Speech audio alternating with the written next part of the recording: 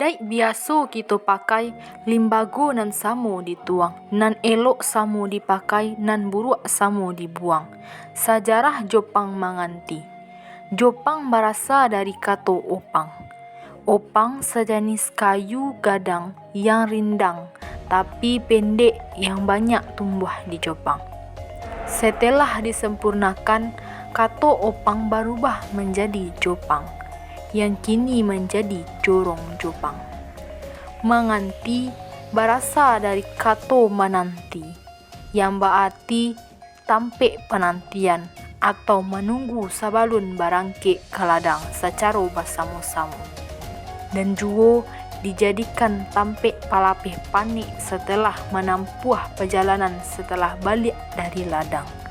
Dan kini bernama jorong manganti. Nagari Jopang manganti ko terdiri dari dua jorong, yaitu jorong Jopang dan jorong manganti.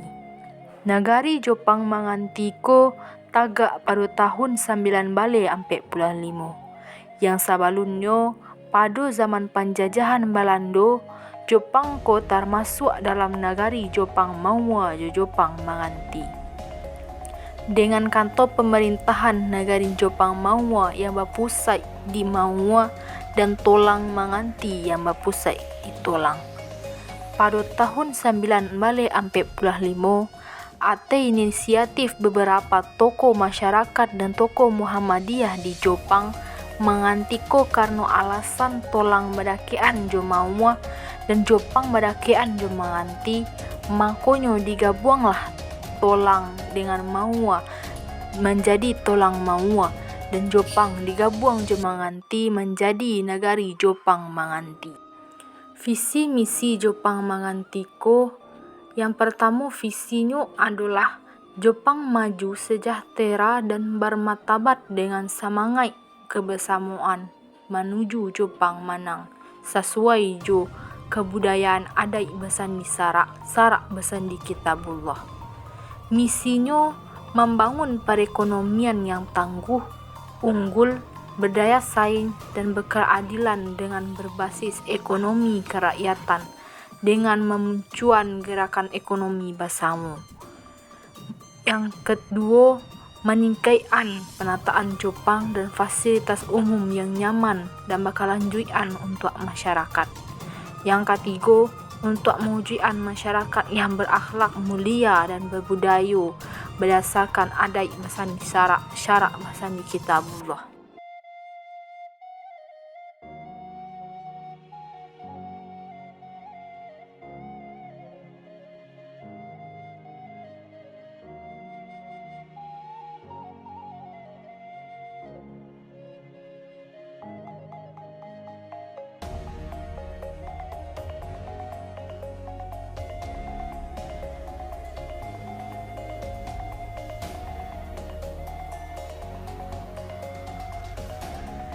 Kondisi demografi karakteristik penduduk.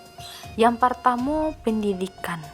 Pendidikan di kanagarian Jopang manganti ko termasuk cukup rendah dibandingkan jo nagari lainnya.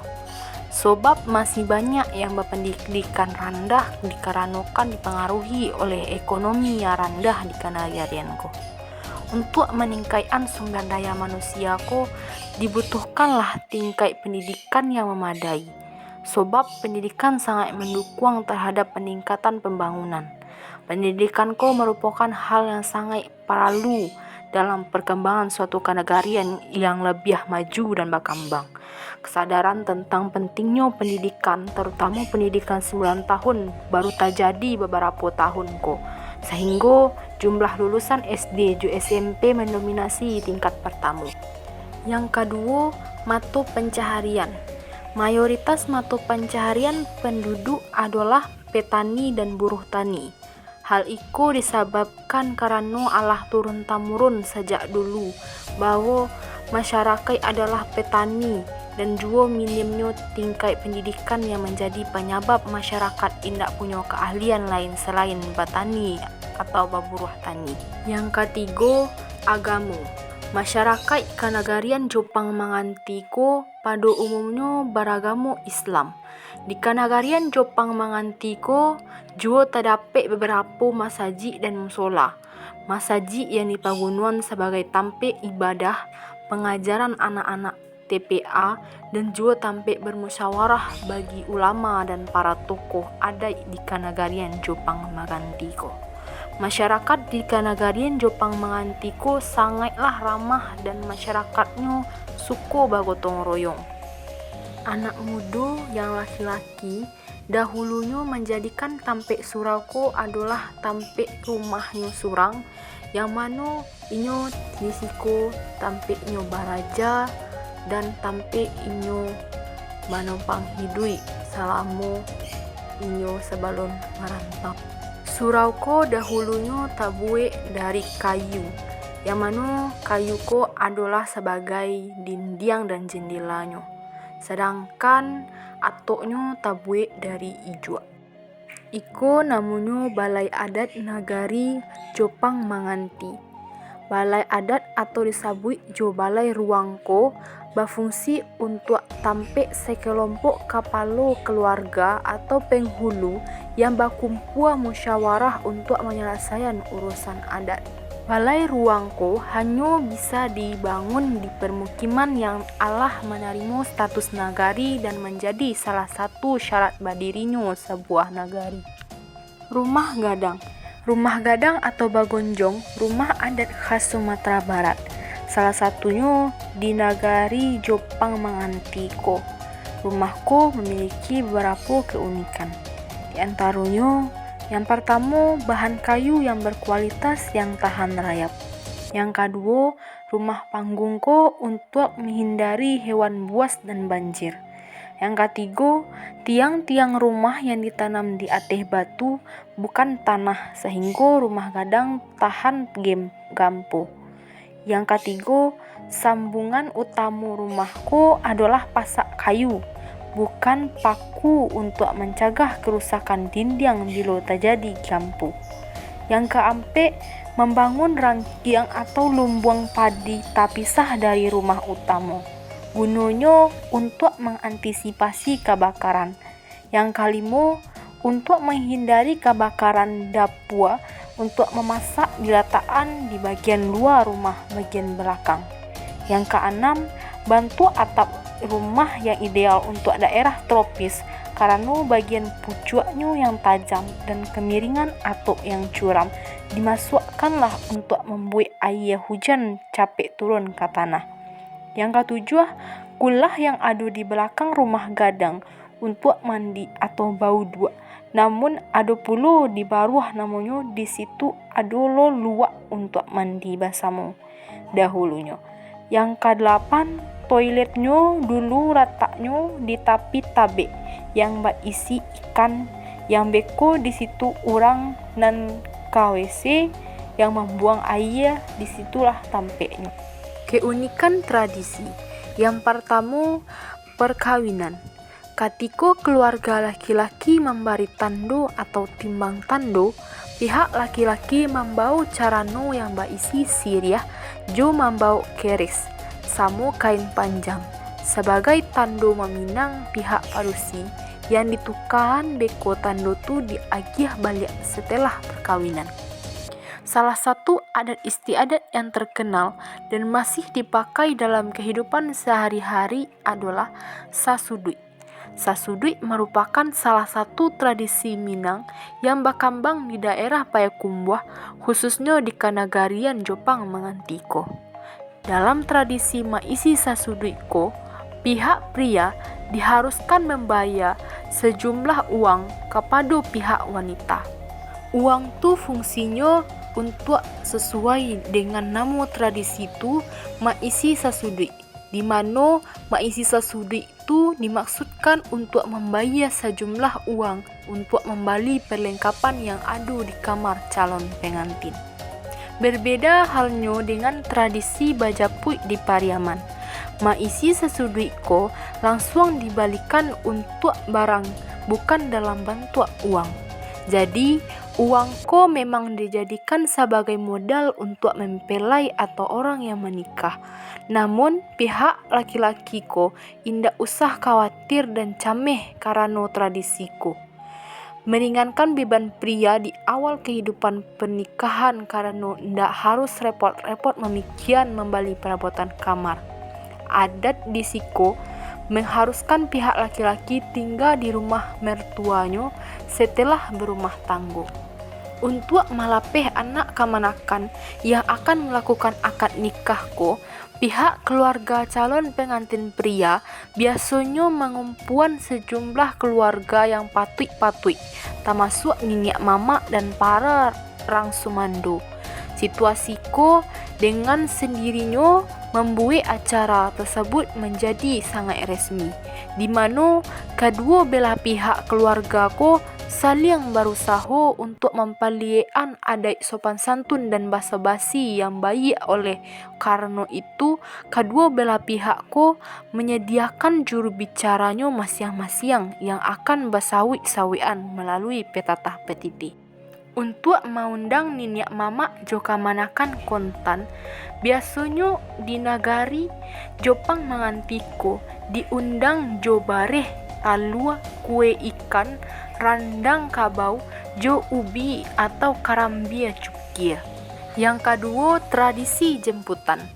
Menjapui marapulai adalah acara adat paling penting dalam seluruh rangkaian acara perkawinan menurut adat Minangkabau, khususnya di negari Jepang mengantiko. Dalam proses itu, calon pengantin pria dijampui dan dibawa ke rumah calon pengantin wanita untuk melangsungkan akad nikah. Prosesi itu dibarengi dengan pemberian gelar pusaka kepada calon mempelai pria sebagai tanda Allah dewasa dan akan menjadi pimpinan keluarga. Setelah selesai, pengantin pria beserta rombongannya diarak menuju kediaman mempelai wanita untuk bersandiang di pelaminan. Dalam menjemput calon pengantin pria, keluarga calon pengantin wanita harus membawa 3 bawaan wajib. Yang pertama, sirih langkok dalam carano menandakan datangnya secara beradat. Yang kedua, pakaian pengantin lengkap dari tutui kepala sampai ke aleh kaki yang akan dipakai oleh calon pengantin pria. Yang ketiga, nasi kunyang, singgang ayam dan lawak pauk yang Allah dimasak sama makanan dan kue-kue lainnya sebagai buah tangan. Dalam acara menjemput calon mempelai pria ko, secara adat akan dilakukan pasambahan sebagai bentuk menghormati yang tua-tua dan yang patui-patui yang ada di atas rumah. Pasambahan ko juga untuk menyuguhkan sirih adat dan menyampaikan mukasui kedatangan. Memohon semua keluarga tuan rumah untuk ikut mengiringkan dan berterima kasih atas sambutan dan hidangan yang Allah disuguhkan. Namun dari pihak laki-laki ketika pai ke rumah wanita ko wajib membawa talang godang yang berisi kue godang 3 buah, kue ketek-keteknya, sama agar-agar yang diletakkan di atas kapalu waktu berarak ke rumah pihak padusi oleh bunda kandung sebagai tanda baradai dan membawa carano yang berisi siriah. Yang ketiga, pakaian adat. Terdiri dari tutui kepala tangkuluk talakuang puah basipe, baju kurung basibah hitam basuji, kodeknya lambak siriang nan dilampisi jos songket Minangkabau, dan pasangannya agak ke ateh. Selendang-selendang kuriak hitam, perhiasannya dukuh harian jogalang harian. Pakaian adat iko dipakai untuk pai baralek dek padusi nan Allah baminantu nan ba umualah tuo yang dipakai juga waktu alek batagak panghulu adat jo parangkatnya yang dipakai juga pada waktu memanggil secara adat atau maundang baralek jo siriah langko. Yang keempat, kesenian. Kesenian sampelong adalah kesenian tua Minangkabau yang masih dipengaruhi oleh kebudayaan Hindu. Sampelongko merupakan sebuah alat musik tiup tradisional yang terbuat dari bambu talang yang mempunyai nada pentatonis jalua buki yang mengiringi pendendang dalam menyanyikan lirik pantun lagu sampelong. Fungsi dari permainan kesenian sampelongko dahulunya sebagai paube latih keseharian Bakaraju. Sampelongko dimainkan di kampan gambir ketika waktu senggang dari aktivitas masyarakat yang mengalami perkembangan dan ditampilkan pada acara hiburan di luar upacara keagamaan. Yang kelima, permainan anak nagari. Permainan anak nagari yang masih ada sampai saat kini yaitu diantaranya Panjek Pinang. Panjek Pinangko biasanya diadukan ketika ada acara 17 Agustusan. Yang kedua, baburu babi.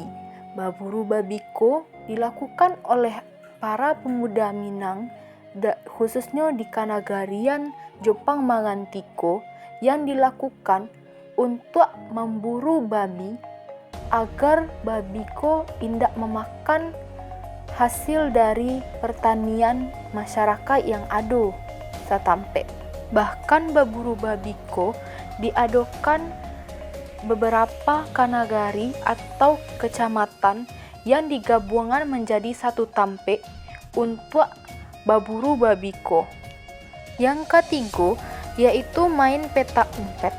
Main peta umpet ko masih dilakukan oleh anak nagari khususnya di Jepang Mangantiko. Merupakan permainan yang sangat dibutuhkan dan masih ada pada saat kini ko dimainan oleh anak-anak nagari. Yang keenam ada istiadat. Ada istiadat seperti yang Allah dibahas tadi, di antara ada istiadat di Kanagarian Jepang Mangantiko yaitu maisi sasudui. Yang ketujuh yaitu sile.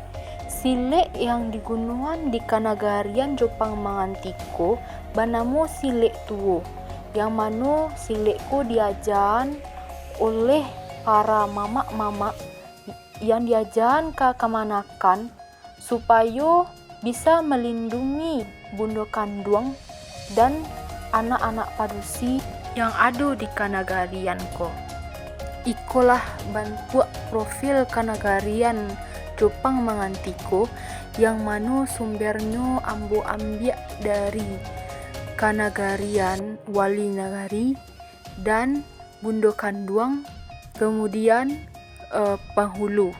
Balam barabah si kaladi, inggok di bawah si kadudua, larih bulunya dua halai. Kok salah tolong peloi, kok kurang tolonglah tukua, senteng tolong sanak bilai. Assalamualaikum warahmatullahi wabarakatuh.